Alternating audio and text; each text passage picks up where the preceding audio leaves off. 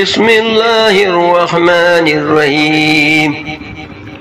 الرحمن علم القرآن خلق الإنسان علمه البيان.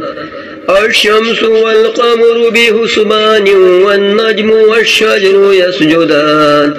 والسماء رفعها ووضع الميزان ألا تطغوا في الميزان وأقيموا الوزن بالقسط ولا تخسروا الميزان. والأرض وضعها للأنام فيها فاكهة والنخل ذات الأكمام والهب ذو العصف والريحان.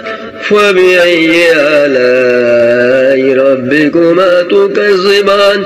خلق الإنسان من صلصال كالفخار وخلق الجن من مارج من نار. فبأي آلاء ربكما تكذبان؟ رب المشرقين ورب المغربين. فبأي آلاء ربكما تكذبان؟ مرج البحرين يلتقيان بينهما برزخ لا يبغيان. فبأي آلاء ربكما تكذبان؟ يخرج منهما اللؤلؤ والمرجان. فبأي آلاء ربكما تكذبان؟ وله الجوار المنشآت في البحر كالأعلام. فبأي آلاء ربكما تكذبان؟ كل من عليها فان ويبقى وجه ربك ذو الجلال والإكرام. فبأي آلاء ربكما تكذبان؟ يسأله من في السماوات والأرض كل يوم هو في شان. فبأي آلاء ربكما تكذبان؟ سنفرغ لكم أيها الثقلان. فبأي آلاء ربكما تكذبان؟ يا معشر الجن والإنس إن استطعتم أن تنفذوا من أقطار السماوات والأرض فانفذوا لا تنفذون إلا بسلطان. فبأي آلاء ربكما تكذبان؟ يرسل عليكما شواظ من نار ونحاس فلا تنتصران. فبأي آلاء ربكما تكذبان؟ فإذا انشقت السماء فكانت وردة كالدهان. فبأي آلاء ربكما تكذبان؟ فيومئذ لا يسأل عن ذنبه إنس ولا جان. فبأي آلاء ربكما تكذبان؟ يعرف المجرمون بسيماهم فيؤخذوا بالنواصي والأقدام.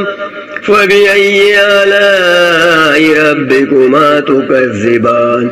هذه جهنم التي يكذب بها المجرمون يطوفون بينها وبين حميم آن. فبأي آلاء ربكما تكذبان؟ ولمن خاف مقام ربه جنتان. فبأي آلاء ربكما تكذبان؟ ذواتا أفنان. فبأي آلاء ربكما تكذبان؟ فيهما عينان تجريان. فبأي آلاء ربكما تكذبان؟ فيهما من كل فاكهة زوجان. فبأي آلاء ربكما تكذبان؟ متكئين على فروش بطائنها من استبرق وجنى الجنتين دان فبأي آلاء ربكما تكذبان فيهن قاصرات الطرف لم يطمثهن إنس قبلهم ولا جان فبأي آلاء ربكما تكذبان كأنهن الياقوت والمرجان فبأي آلاء ربكما تكذبان هل جزاء الإحسان إلا الإحسان فبأي آلاء ربكما تكذبان ومن دونهما جنتان فبأي آلاء ربكما تكذبان مدهامتان فبأي آلاء ربكما تكذبان فيهما عينان نضاختان فبأي آلاء ربكما تكذبان فيهما فاكهة والنخل والرمان فبأي آلاء ربكما تكذبان فيهن خيرات حسان فبأي آلاء ربكما تكذبان حور مقصورات في الخيام فبأي آلاء ربكما تكذبان لم يطمثهن إنس قبلهم ولا جان فبأي آلاء ربكما تكذبان متكئين على رفرف